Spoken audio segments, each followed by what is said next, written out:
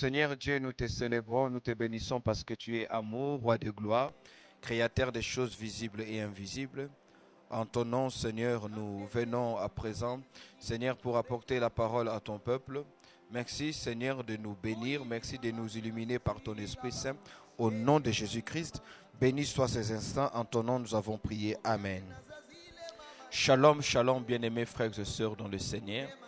Et content de savoir que vous êtes nombreux en train d'entendre ce programme pour lequel vous avez appelé, vous avez écrit pour poser certaines questions que nous avons évoquées dans notre introduction le dimanche dernier. Et nous sommes heureux de vous garantir que tout ce que nous sommes en train de dire ici est dit dans un but purement spirituel. Nous sommes en train d'apporter la parole pour nous amener la lumière de Dieu. Et cette lumière de Dieu nous permettra de savoir comment nous positionner par rapport aux réalités matérielles, terrestres, politiques, spirituelles auxquelles nous sommes en train de faire face. La parole de Dieu vient nous équiper. La parole de Dieu vient pour nous transformer. La parole de Dieu vient pour nous ouvrir les yeux, afin de modifier notre jugement et afin d'améliorer notre discernement. Parce que c'est à la lumière de la parole de Dieu que nous devons tout juger. La Bible dit l'homme spirituel juge de tout. Mais comment va-t-il juger de tout si lui-même n'a pas un instrument qui lui permet de juger? Et l'instrument par excellence qui lui permet de juger n'est rien d'autre que la parole de Dieu. Donc c'est animé de ce souci noble, celui de voir les enfants de Dieu que nous sommes mûrir dans la foi, mûrir dans la connaissance de la parole, car il est écrit dans Osée chapitre 4 verset 6, mon peuple est détruit parce qu'il manque de la connaissance. Lorsqu'on n'a pas de la connaissance, on est détruit. Lorsqu'on n'a pas de la connaissance, on est exposé. Lorsqu'on n'a pas de la connaissance, on devient l'objet de manipulation. L'ennemi vous manipule, les hommes vous manipulent et vous vous laissez manipuler par vos propres sentiments. Mais la parole vous affermit. La parole vous donne de la lumière pour vous permettre de discerner qu'est-ce qui vient de Dieu et qu'est-ce qui ne vient pas de Dieu. Pour vous permettre de discerner qu'est-ce qui est utile pour moi aujourd'hui et qu'est-ce qui ne l'est pas.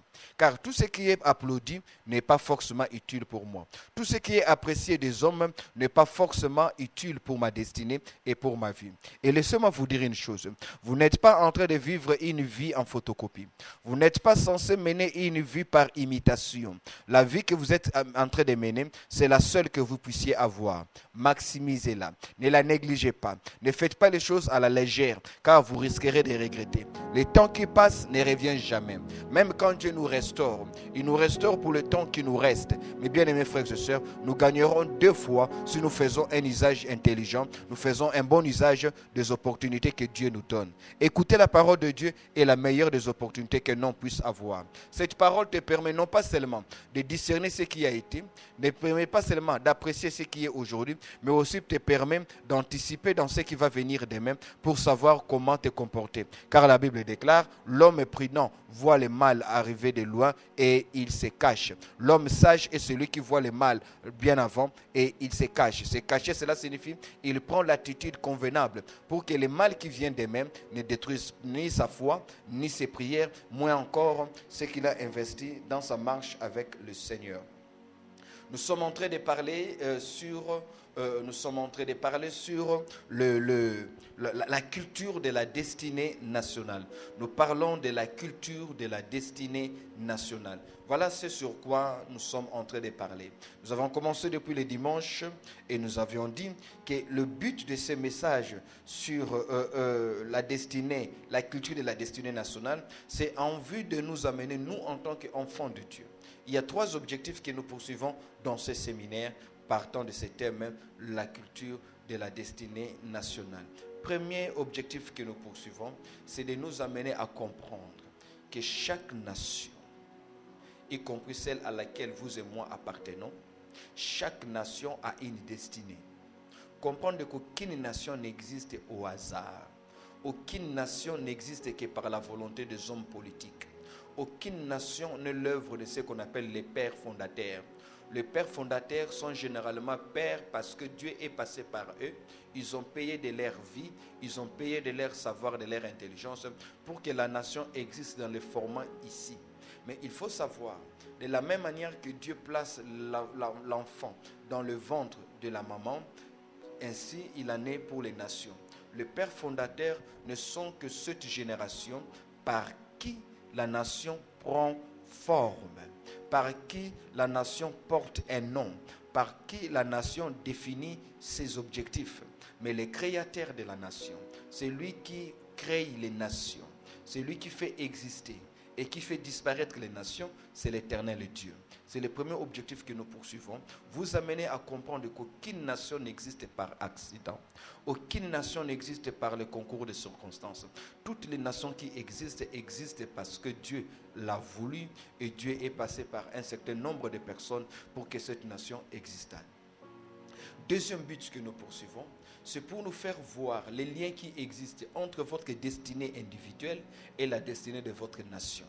Pour que vous puissiez comprendre que la destinée de votre nation a une grande incidence sur votre destinée. Ce qui vous amènera à modifier la manière dont vous priez et aussi à modifier les regards que vous avez par rapport à votre nation.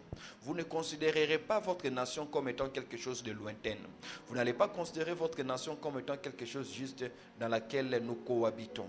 Vous comprendrez que le format, les moments de joie, les moments de peine et de douleur de votre nation ont une incidence sur votre devenir et le devenir de vos enfants. Troisième objectif que nous poursuivons, au-delà du fait de savoir que la nation existe par Dieu, au-delà du fait de savoir qu'il y a un lien entre moi et ma nation, le troisième objectif que nous poursuivons dans ces séminaires, c'est de nous faire comprendre que nous avons la responsabilité divine, la responsabilité spirituelle, morale et même civique qui nous amène en tant qu'enfants de Dieu, qui nous amène en tant que peuple du Seigneur à interagir pour que la destinée que Dieu a décidée pour notre nation devienne une réalité et ne soit pas juste quelque chose que nous prophétisons ou quelque chose que nous lisons sur un papier. Amen. Donc le troisième objectif, c'est de nous amener à savoir comment interagir, comment agir pour modifier, pour infirmer, pour confirmer ce qui doit être fait pour que la nation et nous-mêmes puissions nous trouver à l'endroit que Dieu veut pour nous, puissions nous devenir ce que Dieu attend de nous. Amen. Alléluia. Alléluia. Donc cela est d'une importance très capitale. Pouvoir nous aider à trouver notre héritage dans la destinée nationale. Que chacun vienne dans cette destinée nationale et trouve l'accomplissement des promesses que Dieu lui a faites de manière individuelle.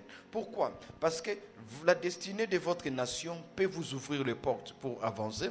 Et la destinée de votre nation peut aussi devenir une pesanteur qui empêche à l'église de monter, qui empêche aux individus de monter et qui empêche même aux hommes d'affaires de prospérer. Ne vous donnez pas seulement de la peine à fournir des efforts individuels, à fournir des efforts individuels, à fournir des efforts individuels. Certains efforts ne doivent pas être fournis pour votre libération, mais doivent être fournis pour l'émancipation ou la libération de l'espace dans lequel Dieu vous a établi. Amen. Alléluia. Aussi longtemps qu'Israël, dans Juge chapitre 7, aussi longtemps qu'Israël était sous la domination des Madianites, Gédéon ne pouvait travailler qu'avec une petite portion. Ne pouvait travailler qu'avec une petite portion de blé pour assurer la survie de sa famille. Et lui-même décrit sa famille comme étant la plus petite, du plus petit clan, de la plus petite tribu. Pourquoi? Parce que la nation était sous domination. Mais la libération de la nation libère aussi les individus, alors que la libération des individus ne libère pas forcément la nation. Voilà pourquoi il est plus facile pour Dieu de libérer une nation en lieu et place de libérer d'abord un individu. Parce qu'un individu qui est libéré ne libère pas forcément la nation. Mais quand la nation est libérée, les individus se libèrent aussi. C'est la même chose qui fait que le diable aussi, quand il veut combattre une nation, quand il veut combattre des destinées, il peut vous laisser, vous, individus, faire tout ce que vous faites. Mais il se rassure que sur vous pèse une grande malédiction. Il se rassure que sur vous pèse un sort qui vous empêche d'être les personnes que vous êtes appelées à être, un sort qui vous empêche d'être ces personnes que vous êtes appelées à devenir. Alléluia. Alléluia.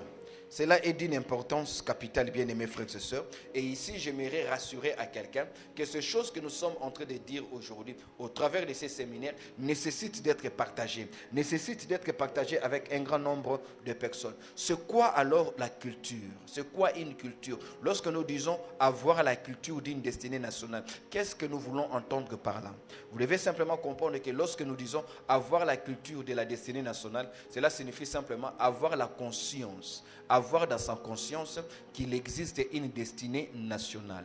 Autant les individus ont une destinée, autant les nations ont des destinées. Autant chacun de nous a reçu de Dieu une destinée.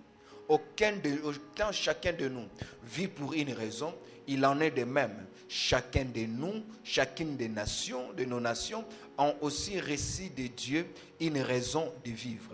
C'est cela la culture de la destinée. Comprendre que les nations existent pour une raison. Comprendre qu'il existe une raison qui justifie l'existence de telle nation et pourquoi cette nation existe en cette période-ci, pourquoi cette nation existe dans tel espace, pourquoi cette nation rencontre tel autre problème. C'est parce que Dieu ne fait rien au hasard. Dieu n'est pas spectateur ou observateur des choses qu'il voit. Dieu n'est pas un chercheur scientifique qui constate un cataclysme et il va commencer à chercher quelles en sont les causes. Non. Il est le Dieu qui connaît une chose avant qu'elle ne commence et il a défini avant même qu'elle ne finisse. Il est le Dieu de la Bible, l'alpha et l'oméga. Il est le Dieu omniscient. Omniscient, cela signifie que Dieu a la connaissance de toutes choses. Les choses que nous connaissons et celles que nous ne connaissons pas. Les choses qui existent aujourd'hui et celles qui existeront demain, Dieu les connaît toutes.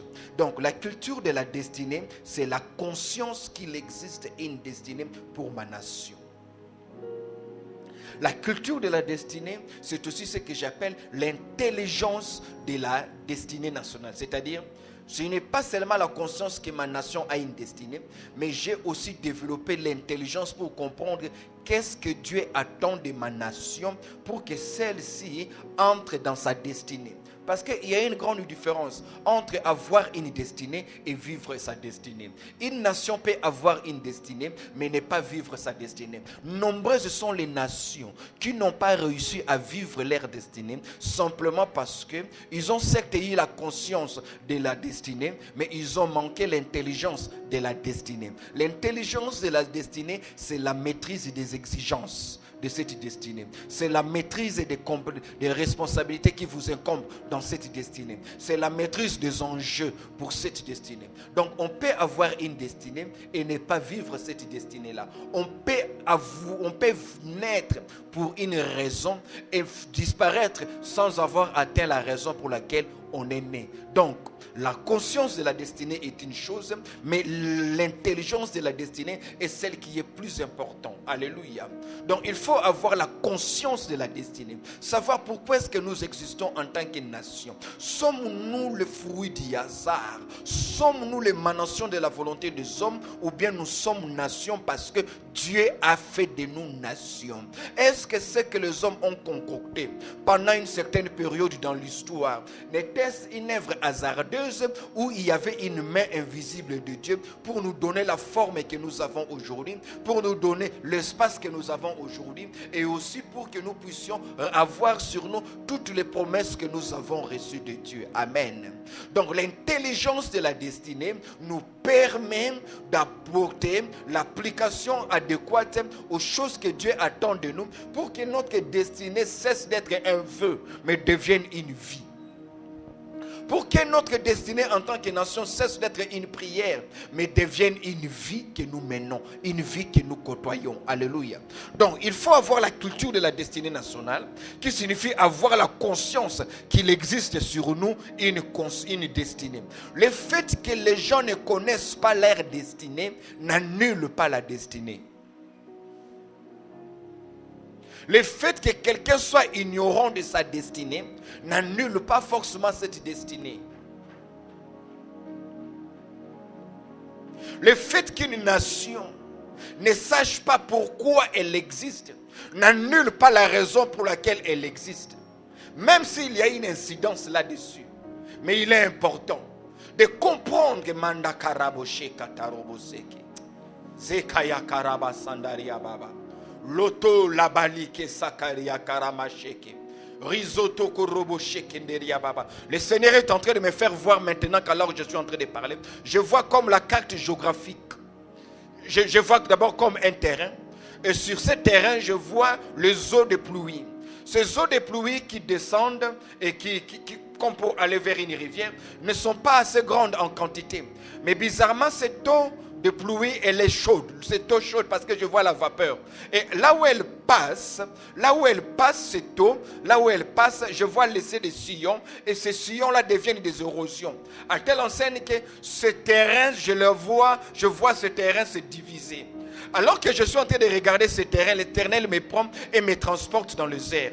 Et quand je regarde très bien, je me rends compte que le terrain que je suis en train de voir n'est pas un terrain quelconque, c'est la République démocratique du Congo. Parce que je vois la forme géographique de notre République et je vois que l'eau chaude qui traverse, en principe pour aller dans une rivière, cette eau laisse des sillons et ces sillons deviennent des érosions et ces érosions divisent la terre. Et le Seigneur me dit que l'eau est une bénédiction. Mais l'eau qui est censée être une bénédiction, qui lorsqu'elle est chauffée et qu'elle n'est pas utilisée comme il se doit, je la vois cette eau, à cause de cette eau, créer une division. Et bien aimés frères et sœurs, j'aimerais vous exhorter à prier contre toute modification géographique de notre pays. Je répète, contre toute modification géographique ou territoriale de notre pays, dans les noms puissants de Jésus. Bien aimés frères et sœurs, la menace de la balkanisation ne doit pas être considérée comme une simple menace seulement politicienne, mais elle doit aussi être considérée dans sa dimension spirituelle. Lorsque Dieu commence à nous faire voir ces choses sur le plan spirituel, c'est pour comprendre que les politiques, que les chancelleries ne sont que des bras, mais que la plus grande force qui fait amener la modification est d'abord spirituelle. Et quand on fait face à une force spirituelle, il faut des éléments spirituels, il faut des entités spirituelles pour s'opposer à toute entreprise spirituelle qui ne vient pas de Dieu. Alléluia. Je répète encore, nous prions au nom de Jésus contre tout esprit de balkanisation, contre tout ce qui veut diviser le Congo, tout ce qui veut modifier la forme géographique du Congo, de telle manière à ce que lorsqu'on parle de la République démocratique du Congo, qu'on voit cette République exister, mais néanmoins on voit une portion de cette République partie ailleurs. Nous disons cela au nom de Jésus, que cela n'arrive pas dans le nom puissant de Jésus, parce que Dieu qui nous montre des choses nous donne aussi la capacité de prier contre ces choses. Dans le nom de Jésus, nous déclarons au nom de Jésus que Dieu nous donne assez de force, assez de courage, assez de détermination et d'abnégation pour que nous puissions maintenir notre unité territoriale dans le format dans lequel notre territoire se trouve aujourd'hui. Au nom puissant de Jésus-Christ, que le Congo reste un, uni et indivisible. Que Dieu nous donne ce qu'il faut au nom puissant de Jésus-Christ. L'ignorance de la destinée n'annule pas la destinée. Autre chose qu'il faut savoir sur la destinée nationale, c'est qu'il n'y a aucune nation qui arrive et la destinée vient après. Non, non. La destinée précède la naissance d'une nation. La destinée précède la naissance d'une nation. Autant il en est pour l'individu, la même chose est applicable aux nations. Une nation ne naît pas d'abord, ensuite pour commencer à chercher quelle est ma destinée. Non, non. La destinée, voilà pourquoi j'ai dit, la destinée, elle se découvre. La destinée, elle se révèle. Pourquoi elle se révèle? Parce qu'elle existe avant la création d'une nation. Les nations existent pour une raison. Et la réussite pour une nation, c'est dans sa capacité à concocter un programme qui correspond exactement à sa destinée ou encore à la raison de son existence. Donnez-moi un amen puissant. Donnez-moi un amen puissant.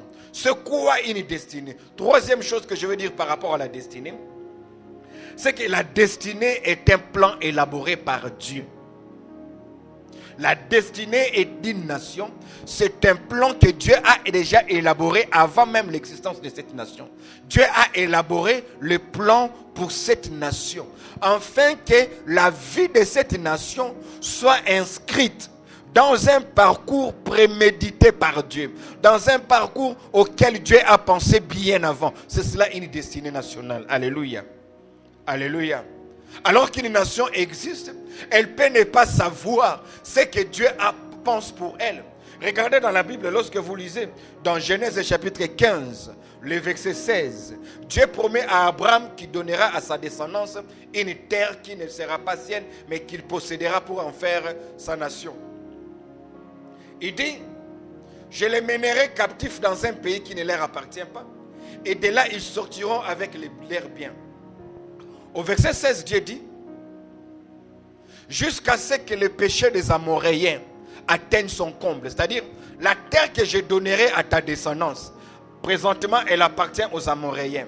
Mais je t'informe, Abraham, que je ferai que lorsque le péché des Amoréens aura atteint son comble, je les déposséderai de leur pays et je donnerai à ta descendance. En d'autres termes, il est possible que Dieu puisse déposséder une terre et en donner à un autre peuple. Ça, il faut le savoir. La Bible nous le prouve, l'histoire nous le prouve aussi. Aujourd'hui, lorsque vous allez aux États-Unis d'Amérique, on vous dira que c'est le pays des Américains. Mais avant ces Américains, il y a eu ce qu'on a appelé les Amérindiens. Quand vous allez en Australie, il y a eu des peuples qui ont habité avant eux. On les a dépossédés, bien aimés frères et sœurs.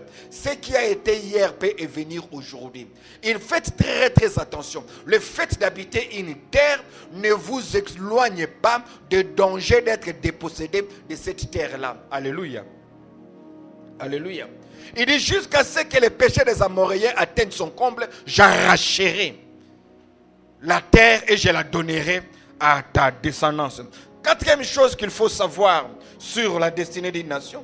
La destinée nationale, quand nous parlons de la destinée nationale, il s'agit simplement du rôle ou de la mission que Dieu assigne à une nation. La destinée d'une nation, c'est le rôle, c'est la mission, les mandats que Dieu lui-même donne à cette nation dans un espace donné et pendant un temps donné. Il y a des choses que Dieu veut faire. Dieu veut introduire une dimension du savoir dans le monde. Dieu passe par l'Égypte. Il donne à l'Égypte le mandat, la mission de civiliser le monde. Je parle de l'Égypte antique. Cette Égypte composée de noirs. Alléluia. Alléluia. Cette Égypte de Ramsès, de Toutankhamon. Cette Égypte qui a été la nation par qui s'est propagé le savoir. Amen. Alléluia. Donc la destinée d'une nation, c'est la mission ou le rôle que Dieu lui donne. Et lorsqu'il s'agit de la mission d'une nation, de la destinée d'une nation, les dirigeants politiques doivent écouter ceux à qui Dieu a donné la bouche pour annoncer les choses à venir.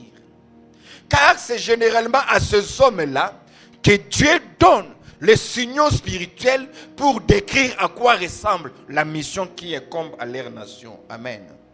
Alléluia.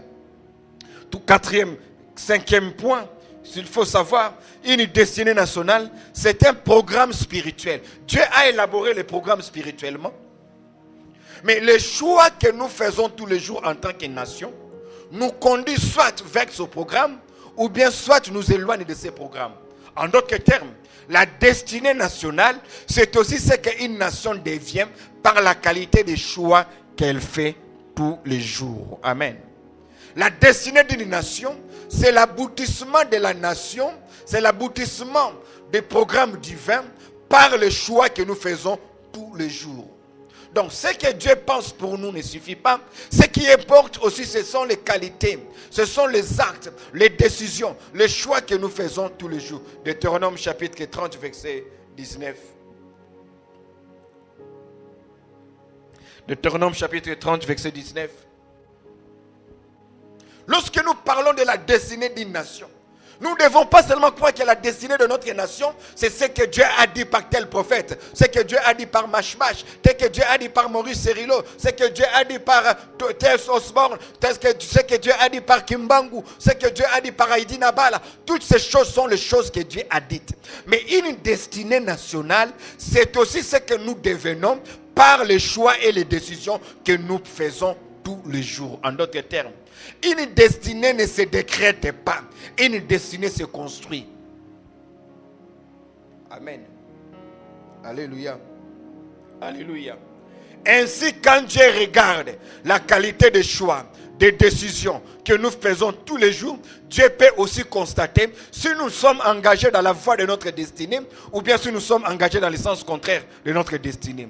Le fait que Dieu appelle une nation à la grandeur, appelle une nation au leadership international, au leadership régional, ne garantit pas cette nation à assumer ce rôle-là, à moins que les décisions qu'elle prend, les choix qu'elle fait tous les jours, concourent à faire d'elle une nation puissante, une nation leader. Amen. Donc, quand il s'agit de la destinée nationale, les choix et les décisions deviennent plus importantes que les prières.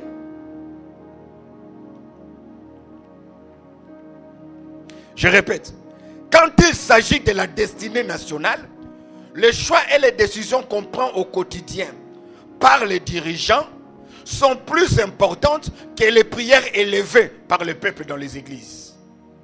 Waouh! Je vais répéter pour que quelqu'un comprenne. Lorsque Dieu destine une nation, petite, peut-être sur le point de vue territorial, à être celle par qui la lumière va pénétrer dans les nations voisines, à être celle qui montrera la voie aux autres. Frères et sœurs, laissez-moi vous dire une chose. Alléluia. Laissez-moi vous faire comprendre une chose. La qualité des décisions politiques, la qualité des lois, la qualité des choix et des décisions que l'on prend par les dirigeants ont plus d'impact que les prières élevées dans les lieux de culte. C'est comme cela que la Bible dit. Pour ceux qui sont dans les lieux de culte, ne priez pas seulement que Dieu vous donne du travail. Priez pour vos dirigeants, car vous pourrez prier pour du travail. Mais si les décisions que les dirigeants prennent ne concourent pas à créer un espace où le travail se trouve, on peut facilement trouver le travail, vos prières exaucées par Dieu ne seront jamais exécutées ou encore vécues valablement, parce que les décisions politiques en détruisent, annulent les prières que vous faites monter à Dieu. Amen. Alléluia. C'est comme ça qu'il faut prier pour les rois. C'est comme ça qu'il faut prier pour les rois. Donnez-moi un amen. C'est comme ça qu'il faut prier pour les autorités. J'ai prié tous les jours pour les présidents de la République. Que Dieu les bénisse. Je suis content aujourd'hui parce que celui qui va être, qui a prêté ses mains ce matin, c'est un frère, membre d'une église dont je connais les pasteurs. Alléluia. Alléluia. Que Dieu nous aide. Il faut prier pour les rois, prier pour les gouverneurs de la ville. Hey. Quand Dieu veut que vous prospériez, Dieu peut assécher une nation, conduire une nation dans la sécheresse, non pas parce qu'il manque de prière, mais pour punir la gouvernance du roi. Comme il a fait avec le roi Akab. À cause d'Akab, à cause des mauvaises décisions d'Akab, de laisser de l'espace aux prophètes de Baal, Dieu a condamné la nation tout entière dans une sécheresse de 3 ans et demi. Amen. Alléluia. Frères et sœurs, ça vous devez le savoir. L'église ne doit pas seulement prier pour demander à Dieu du Père. L'église doit aussi prier pour demander que Dieu donne de la sagesse, le savoir, le courage aux dirigeants. La Bible déclare, quand le juste se multiplie, le peuple est dans la joie. La multiplication des justes n'est pas dans les petits coins. La multiplication des justes, c'est dans les instances de direction, dans les instances de gouvernance. Lorsque les justes se multiplient dans des postes importants, le peuple est dans la joie. Pourquoi? Parce que les justes, on les reconnaît non pas par sa prière, mais par la qualité des décisions qu'il prend. Et il ne prend pas des décisions pour soi-même d'abord, il prend les décisions qui concourent au bien, à l'intérêt commun, à l'intérêt général. Alléluia. Qui honore Dieu et qui exalte l'homme. Alléluia. Dis avec moi, ma destinée nationale est bénie. La destinée de ma nation est bénie. Dis avec moi, la destinée de ma nation est bénie. 5e ou 6e point, je ne sais plus. C'est qu'une destinée nationale, c'est ce que le leadership fait du potentiel que Dieu a donné. Une destinée nationale. Lorsque nous parlons de la destinée nationale, nous voulons parler de ce que le leadership fera du potentiel que Dieu nous a donné. Amen. Parce qu'on peut voir la destinée d'une nation par le potentiel que Dieu lui a donné. Le potentiel est un indicateur de la destinée nationale. Amen. Come on. Je répète, le potentiel d'une nation est un indicateur de sa destinée nationale. Lorsqu'on regarde le potentiel d'une nation, on peut prédire la destinée de cette nation. Parce que Dieu ne donne rien pour rien. Tout ce que Dieu donne, il le donne dans un but précis. Pour que cela vous soit utile et que cela vous rende utile aux yeux des autres. Tout ce que Dieu vous donne, il vous le donne. Pour que cela vous soit utile et que la chose qu'il vous a donnée fasse de vous utile devant les autres. Tout ce que Dieu met entre vos mains, il le met entre vos mains pour que la chose soit utile à vous, mais pour que vous qui avez la chose deveniez utile aux yeux des autres. Amen. Alléluia. Donc votre destinée se révèle aussi par les potentiels que Dieu vous donne en tant que nation. Rappelez-vous dans Josué chapitre 14. Josué chapitre 14. Lorsque Caleb parle à Josué, il dit à Josué, donne-moi cette montagne. Laquelle? La montagne d'Hébron. Cette montagne qui était occupée par les fils d'Anak. Qui étaient les fils d'Anak? C'était un peuple fort. Un peuple de géants. Ils étaient tellement forts qu'ils avaient décidé d'occuper la montagne d'Hébron. Cette montagne où il neigeait beaucoup. Parce qu'ils sont forts, ils disent, nous occuperons Hébron. En d'autres termes, la géographie d'une nation révèle aussi sa destinée. Quelqu'un dit avec moi Amen. Come on, quelqu'un dit avec moi Amen. C'est lorsque la Grande-Bretagne a compris sa géographie qu'elle est devenue la première puissance maritime au monde. Pourquoi? Sa destinée, elle a compris que sa destinée étant entourée d'eau, nous ne sommes pas appelés à être engloutis par les eaux, nous sommes appelés à contrôler les eaux. Ils sont devenus la première puissance maritime au monde. Et de là, elle est devenue la première puissance dans le monde. Lorsqu'il fallait coloniser les terres, à elle seule, elle avait plus de la moitié de la terre. Pourquoi? Elle a compris sa destinée au travers du potentiel que Dieu lui a donné. Quelqu'un me dit un amen. Quelqu'un me dit un amen. Les richesses que Dieu donne à une nation sont révélatrices de sa destinée.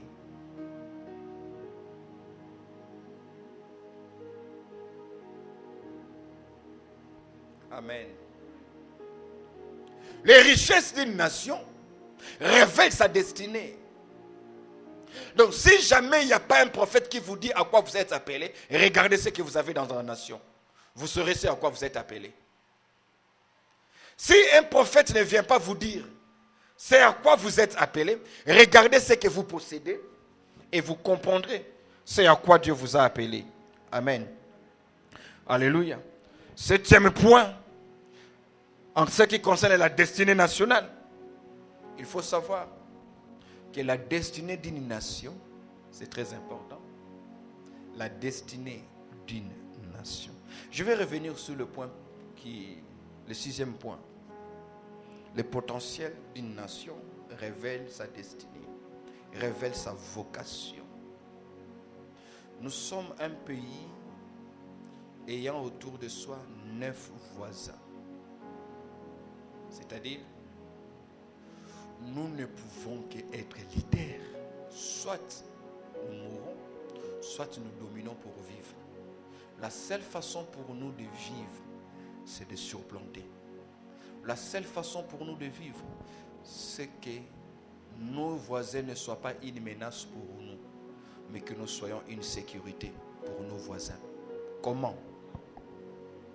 Parce que cela est notre vocation. Nous avons ce dont le monde a besoin. L'eau, les forêts, les minéraux, la jeunesse.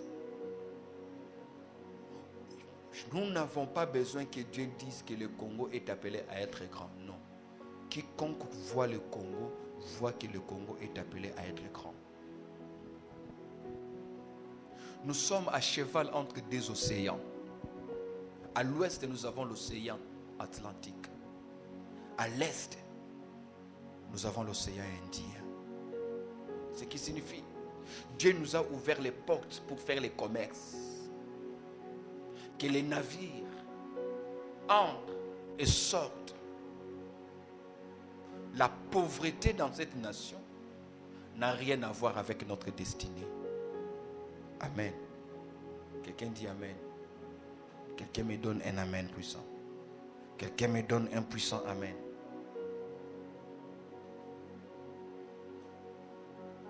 Alléluia. La centralité de notre pays dans le continent africain nous prouve que nous sommes appelés à être les porte-étendards de la restauration africaine. Frère, la nation est l'œuvre de Dieu. La nation n'est pas l'œuvre des hommes. C'est un point. La destinée d'une nation, c'est l'aboutissement d'un processus spirituel. C'est très important. Lorsqu'on parle de la destinée d'une nation comme la nôtre, il faut au finish voir que notre nation sera ce que le processus spirituel a été. En d'autres termes, si nous biaisons les processus spirituels, nous ne serons plus ce que Dieu pense. Nous serons l'aboutissement logique d'un processus. Ça peut être un mauvais sort. Ça peut être un bon sort. Amen. Alléluia. Quand vous regardez des pays tels que l'Haïti, c'est un pays que j'ai quand même étudié un tout petit peu. Lorsque l'Haïti se sépare de son voisin, la République dominicaine, et que l'Haïti veut à tout prix accéder à son indépendance, des pactes ont été faits. Des prières ont été faites dans le vaudou. Et aujourd'hui, cette nation connaît un sort qui n'est que la suite logique des incantations, des sacrifices qui ont été faits 2 siècles et demi par leurs pères, qui voulaient à tout prix avoir une liberté des hommes, mais en se donnant esclaves au diable. Regardons aujourd'hui. Alléluia. Alléluia. 8e point. Quand la destinée d'une nation est condamnée, le peuple est condamné.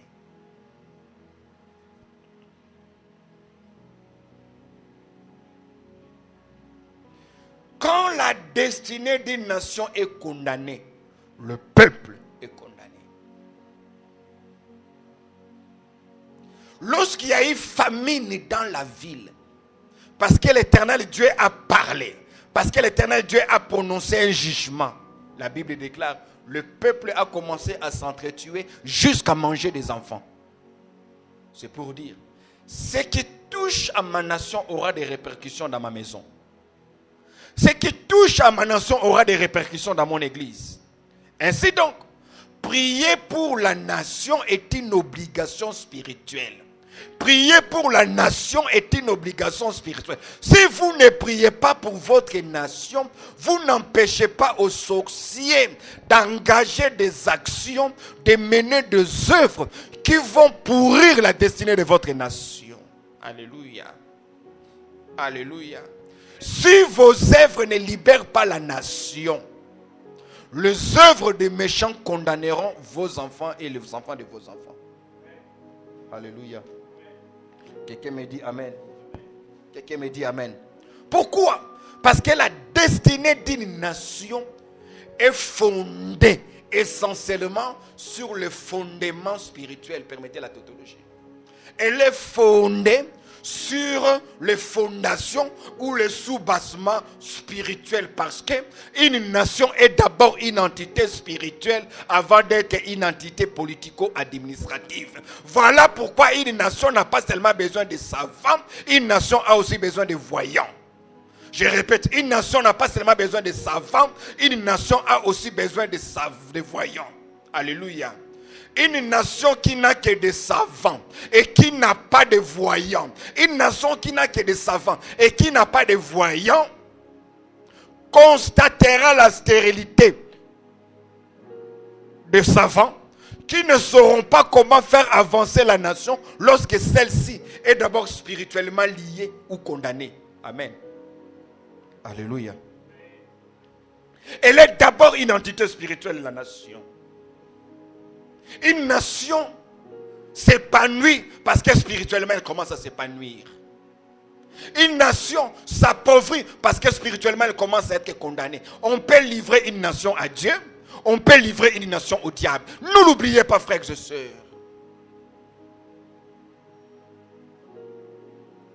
L'intellectualisme ne doit pas nous amener à ôter le caractère spirituel de la nation. La nation est spirituelle. Il y a des combats qu'on subit en tant que nation, non pas à cause de ce que nous sommes politiquement, mais à cause de ce que nous sommes spirituellement. Les guerres les plus farouches dans lesquelles succombent plusieurs nations sont d'abord des guerres spirituelles. Amen. Alléluia. Alléluia. Voilà pourquoi quand Dieu conduisait Israël dans la terre promise, il dit, quand vous arriverez chez eux, qu'est-ce qu'il faut faire? Abattez leurs auliers, renverser leurs autels. Pourquoi? Parce que la force d'une nation n'est pas dans ses bâtiments, la force d'une nation, c'est dans ses autels.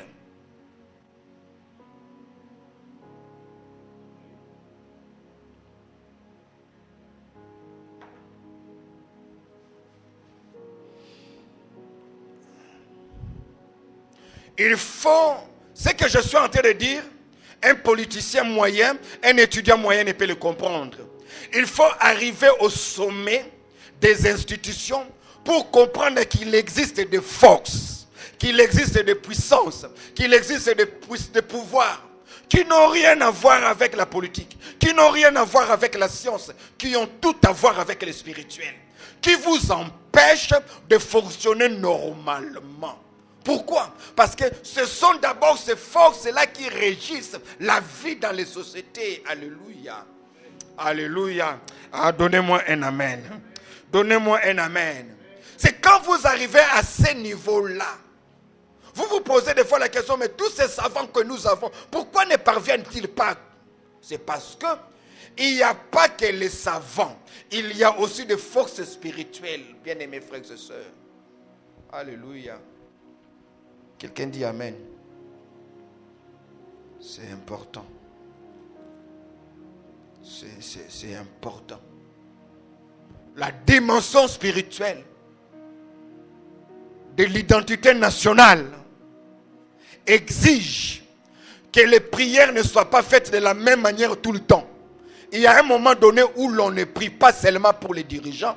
Il y a un moment où on recommande les dirigeants entre les mains de Dieu. Et on demande à Dieu de prendre possession d'eux. Parce que si Dieu ne prend pas possession d'eux, leur savoir, leur bonne volonté, leurs bonnes intentions ne feront rien. Pourquoi? Parce qu'ils ne font pas face à une opposition politique seulement, mais ils font aussi face à des forces spirituelles qui ne veulent pas voir le décollage de toute une nation.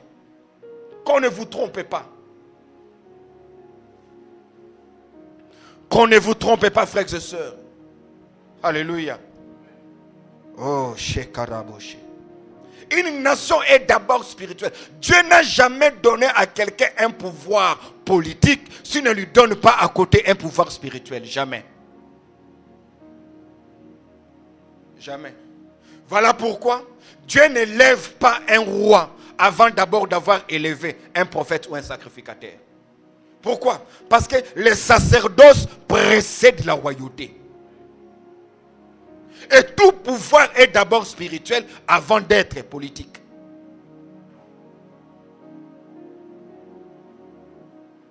Le sacerdoce précède la royauté.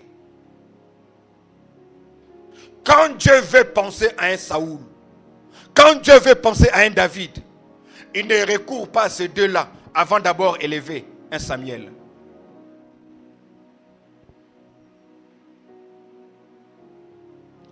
L'ordre de Dieu veut que la force d'un trône repose sur la puissance d'un autel. L'ordre de Dieu veut que la force du trône dépende de la puissance de l'autel. Alléluia.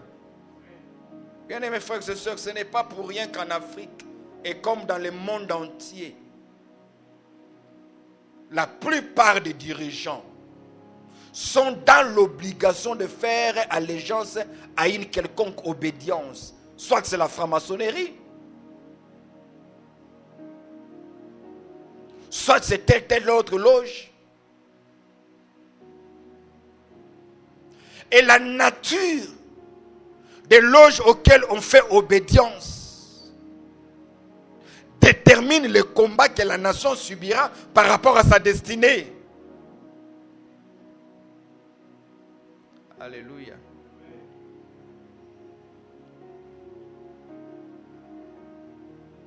Il faut un autel derrière chaque trône. Il faut un autel derrière chaque trône. Il faut un autel derrière le trône.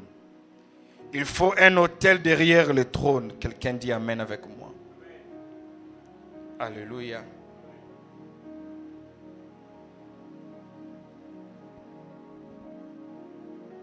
Cela est très important. J'ai fini aujourd'hui en disant la dimension spirituelle de la destinée d'une nation nécessite la lucidité de l'église de cette nation.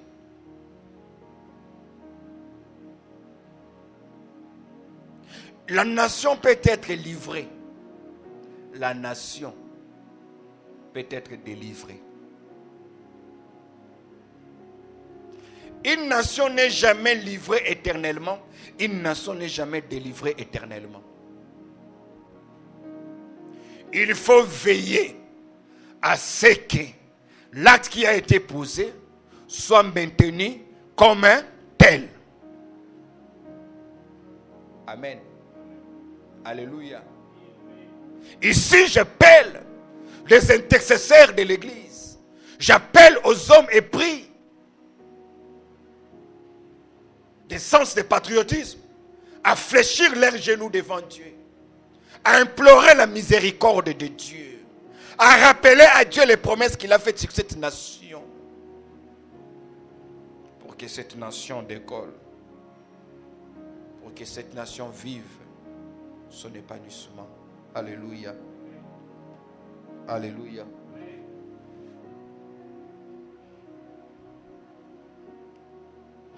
Partout où il y a pouvoir, il y a spiritualité. Partout où il y a... Quand vous avez un pouvoir qui ne nécessite pas le spirituel, sachez que c'est un petit pouvoir. Partout où il y a pouvoir, il y a nécessité du spirituel. Le pouvoir est d'abord spirituel. Amen. Alléluia. Quelqu'un dit avec moi Amen. Quelqu'un dit avec moi Amen. Nous allons lire Daniel.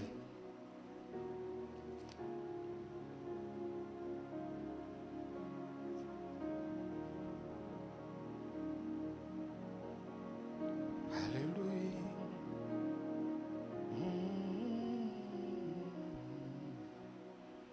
Dans Daniel chapitre 9. Korobo shondorobo sheke. Zarabo sheke yakabarabo. Oi kende debe shika ya baba.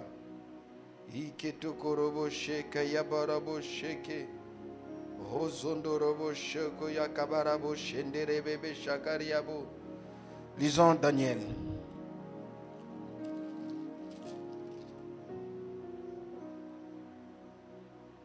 Daniel chapitre 10. Verset 11 au verset 13.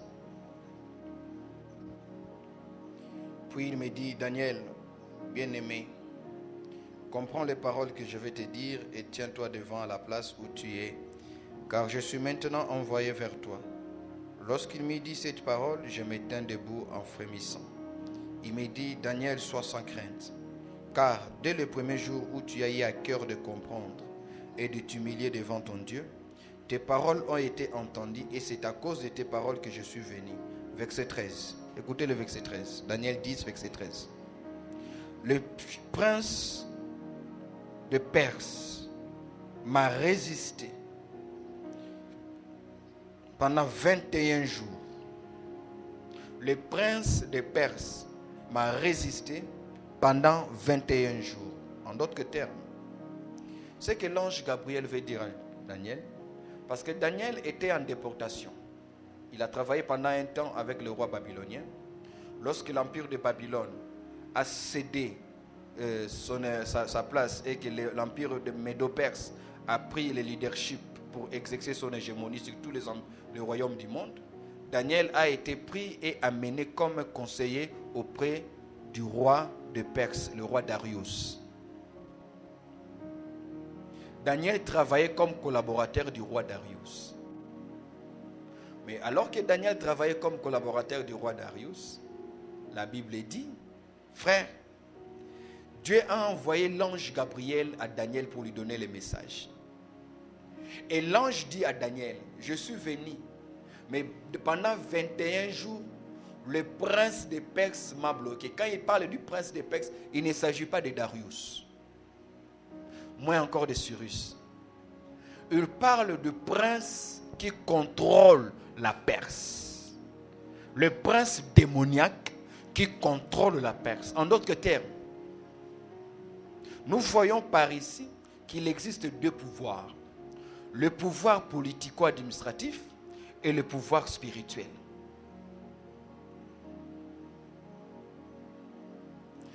Ici, il existe une principauté qui est l'équivalent du roi. Il contrôle sur le spirituel. Rien ne peut se faire sans son implication. C'est pour nous faire comprendre quelle est la dimension spirituelle attachée à la royauté, attachée aux destinées nationales. Alléluia. Alléluia. Alléluia. Donc, comprenez que les nations sont d'abord des entités nationales. Comprenez que les nations sont d'abord des entités spirituelles, voulais-je dire.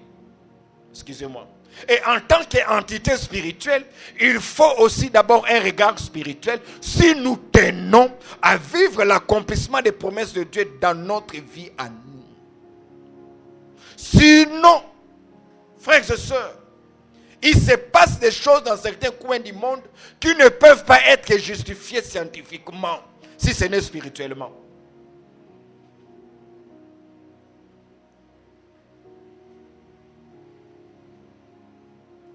Nous avons besoin de prier pour la nation. Il existe des forces spirituelles qui ont besoin du sang, qui veulent boire le sang. Il existe des forces spirituelles qui s'affermissent lorsque le peuple souffre, lorsque les gens pleurent dans la misère, dans la souffrance. C'est alors qu'eux deviennent forts. Nous avons besoin de prier que l'Éternel envoie une vague qui démantèle tous les autels sataniques, les autels auxquels on a dédicacé la vie. Alléluia. Alléluia. Nous avons besoin de prier. La destinée d'une nation est d'abord spirituelle.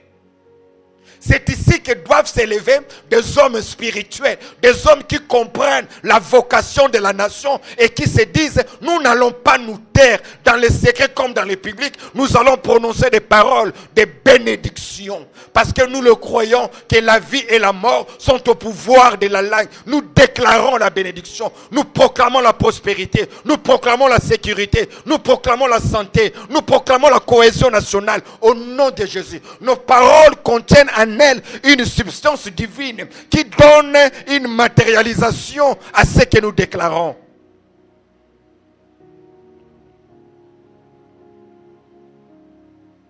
Alléluia. Vous devez avoir cette conscience-là. Vous devez avoir cette conscience, vouloir vivre dans une nation où les bénédictions de Dieu sont palpables. Avoir la fierté de dire, je suis de cette nation que l'Éternel a béni. Il a béni nos eaux, il a béni nos forêts, il a béni nos montagnes, il a béni notre terre, il a béni nos hommes.